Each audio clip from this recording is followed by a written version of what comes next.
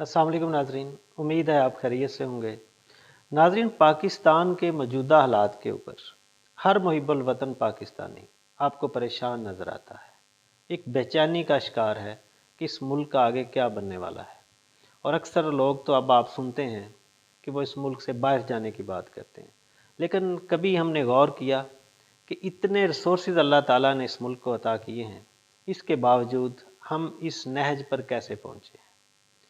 हम 1947 से बात स्टार्ट करते हैं और कुछ फैक्ट एंड फिगर्स को साथ लेके चलते हैं। यानी जो 1947 के जब पाकिस्तान बना, जो उस टाइम के हालात थे, जितनी मुश्किलात थी, लॉ एंड ऑर्डर की सिचुएशन, कत्ल व गारत गरी, मुसलमान गैर मुस्लिमों को और गैर मुस्लिम मुसलमानों को, और जाहिर है कि इस हिजरत के अंदर इतने लोग आ रहे थे कि गवर्नमेंट के पास वसाइल की बिल्कुल कमी थी। एसेट और लायबिलिटीज़ की जब डिवीजन होनी थी तो इंडिया ने 75 करोड़ यानी 75 करोड़ रुपया पाकिस्तान को पे करना था। उसमें से सिर्फ उसने पहली किस्त 20 करोड़ रुपए की पाकिस्तान को दी और जो 55 करोड़ की अमाउंट थी वो रोक ली। अब इस तरह के मुल्क के हालात थे। आपकी फ़ौज के पास नए शूज़ नहीं थे, यूनिफॉर्म्स का इशू था, वेपन्स का इशू था।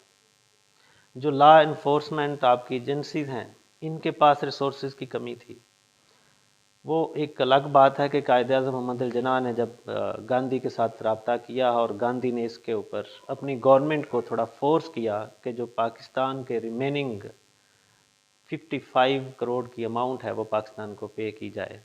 और जाहिर है कि और वजूहात के साथ ये भी एक बड़ी वजह थी जिसकी वजह से गांधी को एक हिंदू ने ही कत्ल कर दिया था।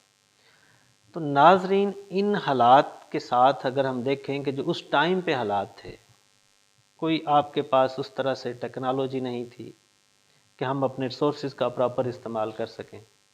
अभी तो सिर्फ मुल्क को यकजान रखना सबसे बड़ा चैलेंज था। और उस टाइम पे अगर आप देखें तो 3.31 रुपये का एक डॉलर था 1947 में। और ये सिर्फ यही नहीं कि ये 47 तक रहा। इन हालात के अंदर ये मुल्क खड़ा हुआ, अपने आप को संभाला। उसकी वजह क्या थी कि इसकी बुनियादों में जिन कुर्बानियों का खून था वो ईमानदारी, सच्चाई और जज्बे के ऊपर मुश्तमिल थी। लोगों की कुर्बानियों का ही नतीजा है कि ये मुल्क इन हालात के बावजूद सरवाइव करता आ रहा है। अब अगर हम थोड़ा सा डाटा के लिहाज से एनालिसिस करें तो जैसे मैंने आपको बताया कि 47 में 3.31 यानी 3 रुपये 31 पैसे का एक डॉलर था। और ये 1955 तक इतने का ही रहा, यानी डॉलर महंगा नहीं हुआ। इन हालात के अंदर भी हमारा जो रुपया है वो सरवाइव करता रहा। उसके बाद फिर 56 से लेके 71 तक इसके अंदर थोड़ी ग्रोथ हुई, यानी हमारा रुपया गिरा, डॉलर की ग्रोथ हो गई, 4 रुपये और 76 पैसे के ऊपर चला गया। यानी 71 वो एक में आगे हम डिस्कस करते हैं कि 71 के बाद क्यों इसकी स्पीड ज़्यादा हुई। दूसरी तरफ इशू क्या था कि इस ड्यूरेशन के दौरान ही फातिमा जिन्ना, ज़ाहिर है कि कायद आज़म मोहम्मद अली जिन्ना रहमतुल्लाह अलैह की तो नेक्स्ट ईयर में 48 के अंदर डेथ हो गई थी। वो भी कई फैक्टर्स हैं, खैर हमारा आज का वो टॉपिक नहीं है। अब हम फातिमा जिन्ना जो थी, ज़ाहिर वो कायद आज़म मोहम्मद अली जिन्ना की जो छोटी सिस्टर थी और मादर मिल्लत का खिताब भी दिया गया। अब 65 के अंदर सदारती इलेक्शन, क्योंकि ज़ाहिर है कि अयूब खान पहले ही हुकूमत में आ चुके थे और थोड़ा प्रेशर जो मुख्तलिफ अपोजिशन पार्टीज़ थी वो क्रिएट कर रही थी कि डेमोक्रेसी को आना चाहिए, इलेक्शन होने चाहिए। तो वो प्रेशर में आके अयूब खान ने इलेक्शंस की अनाउंसमेंट की। ज़रा उस टाइम पे कुछ सदारती निज़ाम राइज था, सदारती इलेक्शन। और जिस तरह से आपको पता है अमेरिका में होते हैं कि वोटिंग इलेक्टोरल जो कॉलेज एक होता है, उस इलेक्टोरल जो वोट्स होते हैं उसकी बेस के ऊपर ये सदारती इलेक्शन होना था। और उसकी कंपेन के लिए टाइम कितना दिया गया था? सिर्फ 1 मंथ, क्योंकि वो ऑलरेडी प्रेसिडेंट थे تو ان کو ایک یہ بہت بڑا ایج تھا۔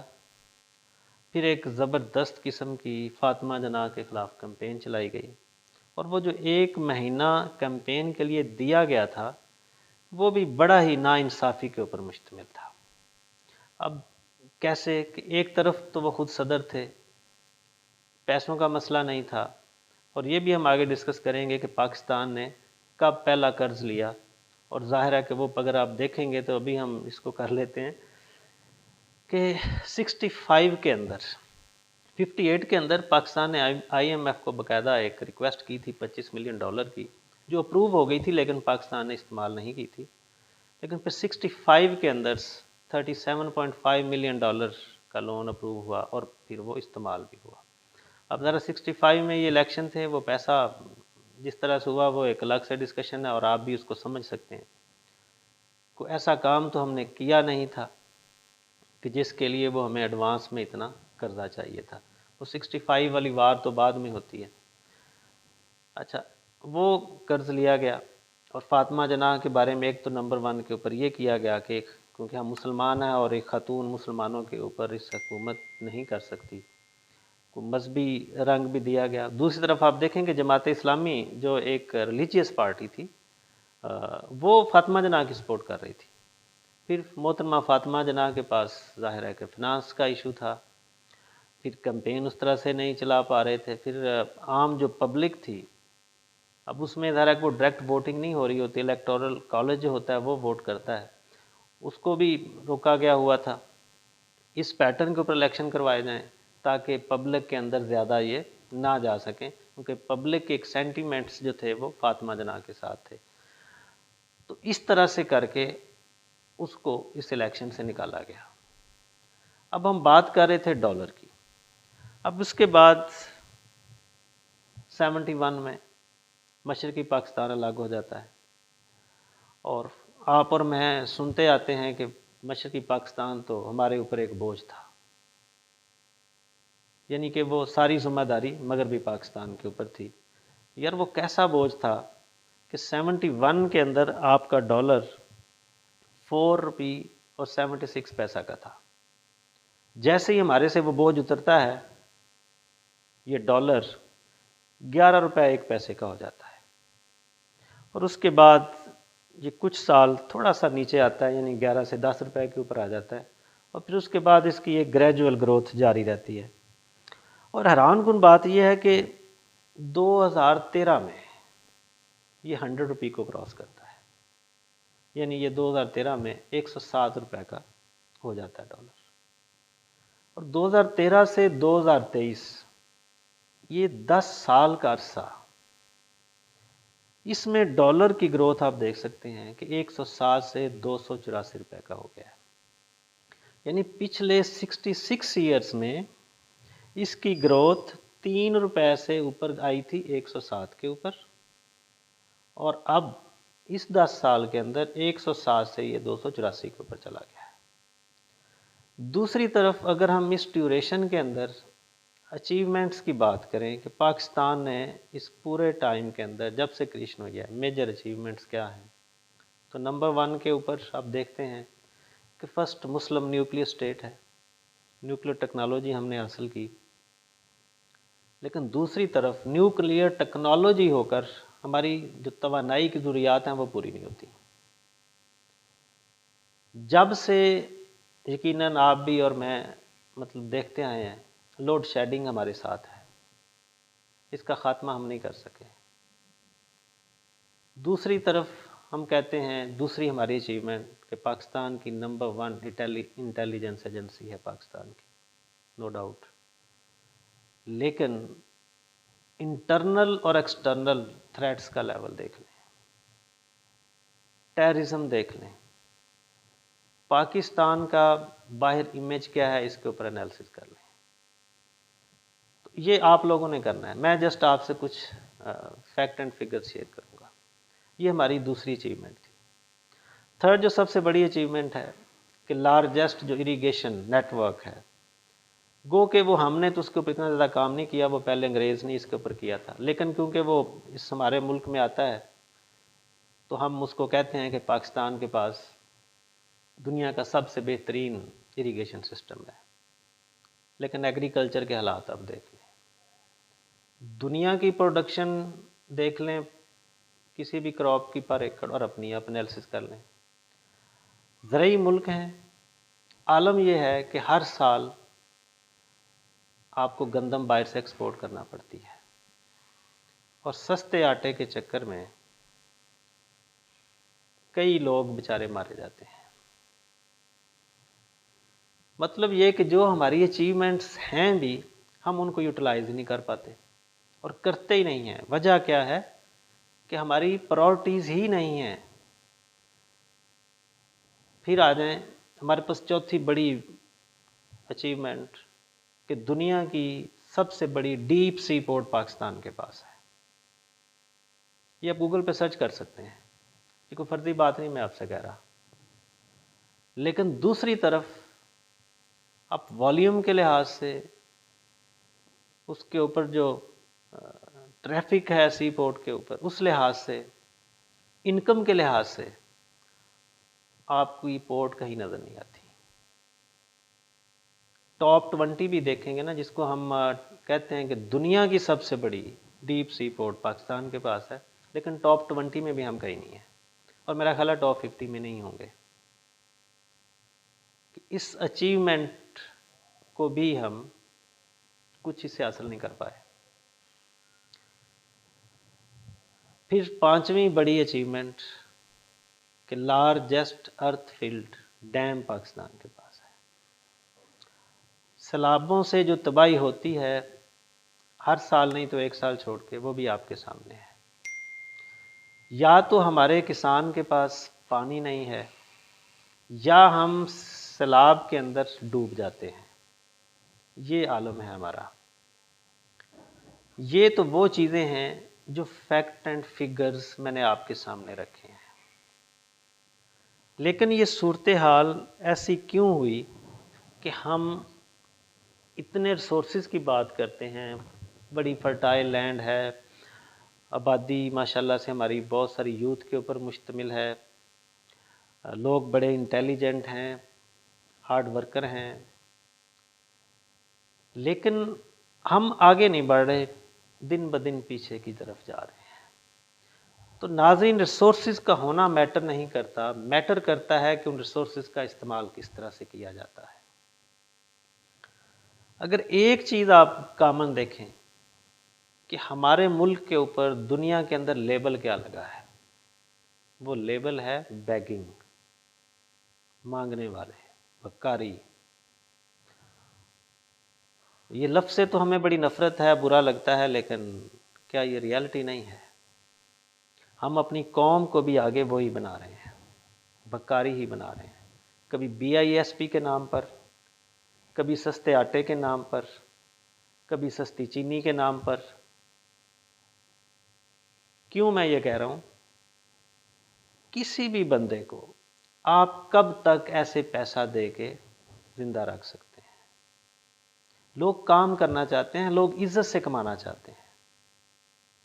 اس قوم کو یہ 20,000 یا 25,000 کی ضرورت نہیں ہے، ان لوگوں کو، ان کو روزگار چاہیے۔ کتنی لوکل انڈسٹری ہم نے یہاں پہ ڈیولپ کی ہے، کتنی اس کے لیے گورنمنٹ نے پلاننگ کی ہے۔ حقیقت تو یہ ہے کہ اگر کوئی شریف آدمی اٹھ کر کوئی انڈسٹری لگانے کی کوشش کرتا ہے تو اس کی سپورٹ کے لیے آپ کو کہیں کوئی ادارہ نظر نہیں آتا، لیکن جیسے ہی وہ وہاں پہ کام شروع کرے گا، ہر دن کوئی نیا ادارہ آ جائے گا کہ فلاں NOC نہیں ہے آپ کے پاس، اور مقصد وہ NOC نہیں ہوتا، مقصد اس سے مال کمانا ہوتا ہے۔ کیا یہ حقیقت نہیں ہے؟ ملٹی نیشنل جو کمپنیز ہیں وہ ہمارا خون نچوڑ رہی ہیں، اور لوکل لیول کے اوپر جو انڈسٹری ہے وہ بند ہو رہی ہے۔ کیا اس کی پلاننگ کرنا کسی دوسرے ملک کا کام ہے؟ تو ناظرین، ہمارے اس ملک میں ریسورسز کی کمی نہیں ہے، اس کی ڈویژن اللہ تعالیٰ نے بڑی زبردست رکھی ہے۔ اگر آپ دیکھیں اس کے تھوڑا لوکیشن کے لحاظ سے دیکھیں، دنیا کی ہر کراپ آپ کے پاس ہو سکتی ہے، لیکن اس کے لیے بھی کوئی پلاننگ نہیں ہے۔ जिस क्रॉप का रेट बेहतर होता है हर आदमी उसकी तरफ भाग पड़ता है और फिर अगली दफ़ा उसकी वैल्यू इतनी गिर जाती है क्योंकि मार्केट में वाफर मिकदार में होती है। क्योंकि एक्सपोर्ट्स में तो हम जाएंगे नहीं, वजह क्या है कि वैल्यू एडिशन नहीं है। आज भी आप ट्रक्स भेजते हैं आलूओं के और बाकी चीज़ों के और चंद डॉलर आपके पास आते हैं। और अपनी इंपोर्ट्स देख लें, जितनी वैल्यूएबल चीज़ें हैं, वैल्यू एडिशन वाली हैं, वो इंपोर्ट करते हैं और उसके लिए बिलियंस ऑफ डॉलर हम देते हैं। तो नाजरीन, ये वो बेसिक चीज़ें हैं जो हमारे मुल्क को आगे ले जाने की बजाय पीछे की तरफ ले जाएंगी और लेके जा रही हैं। मैं आपसे एक दो वाक़यात शेयर करता हूँ। दिसंबर 2004 के अंदर मेरी मीटिंग हुई एग्रीकल्चर प्राइसेस कमीशन के चेयरमैन से इस्लामाबाद में। मैं क्योंकि एक एग्री ग्रेजुएट भी हूँ, एक बैकग्राउंड भी एग्रीकल्चर से है, तो एग्रीकल्चर के हालात देखते हुए मैंने उनसे एक क्वेश्चन किया। मैंने कहा सर, मुझे एक बात की समझ नहीं आती कि पाकिस्तान एक एग्रीकल्चर कंट्री है, लेकिन इसके बावजूद हम बाहर से गंदम मंगवाते हैं और ये मसाइल आप शुरू से सुनते आते हैं, तो हम इसमें खुद कफील क्यों नहीं हो पा रहे। तो उनके जवाब ने मुझे सारा कुछ क्लियर कर दिया था। उनका जवाब ये था कि एग्रीकल्चर ने हमें दिया ही क्या है, हमें तो प्रोजेक्ट चाहिए मोटरवे जैसे। उस टाइम के अंदर दिसंबर 2004 में हमारे पास सिर्फ एक मोटरवे था, M2, जो लाहौर से इस्लामाबाद का है। एक बंदा जो ज़ाहिर ब्यूरोक्रेट था, एग्रीकल्चर के डिपार्टमेंट की नुमाइंदगी करता है और एग्रीकल्चर प्राइसेस कमीशन का चेयरमैन है, वो बजाय अपने डिपार्टमेंट के बारे में कुछ अच्छा कहने के, उसके बारे में राय ये देता है कि इससे हमें मिला ही क्या है, हम तो सब्सिडी देकर थक गए हैं, हमें तो प्रोजेक्ट चाहिए मोटरवेज जैसे जहाँ से हमें रेवेन्यू इकट्ठा होता है। तो नाज़रीन, सोचने की बात यह है कि मोटरवेज से रेवेन्यू किस चीज़ से आता है। यही आपकी जो छोटी गाड़ियाँ, इनसे तो इतना रेवेन्यू नहीं आता, जो आपकी कमर्शियल व्हीकल्स बड़ी इसके ऊपर लोडिंग के साथ चलती हैं, उनसे ज़्यादा रेवेन्यू आता है। वो भी एक अलग चीज़ है कि आपका जो रेलवे है ये इतनी तरक्की कर सकता है और आपके ट्रैफिक हादसात कम हो सकते हैं, रोड्स की जो डिस्ट्रक्शन है वो कम हो सकती है अगर आप रेलवे को डेवलप कर लें। अब दूसरी तरफ बात यह है कि वो जो अगर आपके लोगों की कैपेसिटी ही नहीं रहेगी, आपकी इंडस्ट्री बंद हो जाएगी जिस तरह से अब हो रही है, तो आप कैसे अरबों रुपया रेवेन्यू मोटरवे से इकट्ठा करेंगे। तो नाजरीन, ये वो चीज़ें हैं जिनको देखकर इंसान को दुख भी होता है और वो मायूस भी होता है कि अल्लाह ताला ने इस मुल्क में किसी भी चीज़ की कमी नहीं रखी, हर तरह के रिसोर्सेज से नवाजा है, लेकिन कमी एक ही चीज़ की है कि हम मुखलस नहीं हैं। और जाहिर है कि ये सबसे बड़ी जो ज़्यादा ज़िम्मेदारी आयद होती है वो हमारी साहब इक़्तिदार लोगों के ऊपर आती है, जो पॉलिसी मेकर्स हैं, जो सिस्टम को चलाने वाले हैं। अब उसमें कई इदारे शामिल हैं, वो आप मेरे से ज़्यादा बेहतर जानते हैं। अब आलम यह है कि अभी रिसेंटली आप देखें, मुल्तान के अंदर एक बहुत बड़ा प्रोजेक्ट DHA के नाम पे कटा है और उसके अंदर हमने सैकड़ों एकड़ मैंगो के बागात को तबाह कर दिया गया है। अब उसके बाद एक अगला प्रोजेक्ट ऐसा ही गुजरांवाला में उसकी तैयारी हो रही है और वहाँ पे आपके राइस बेल्ट की बेहतरीन ज़मीन जो है उनको इस तरह के जो प्रोजेक्ट्स हैं उसके अंदर तबाह कर दिया जाएगा। अगर इसी डायरेक्शन पे हम चलते रहेंगे तो नाज़रीन फिर तो तरक्की तो दरकिनार, हमारा सर्वाइवल डिफ़िकल्ट हो जाएगा।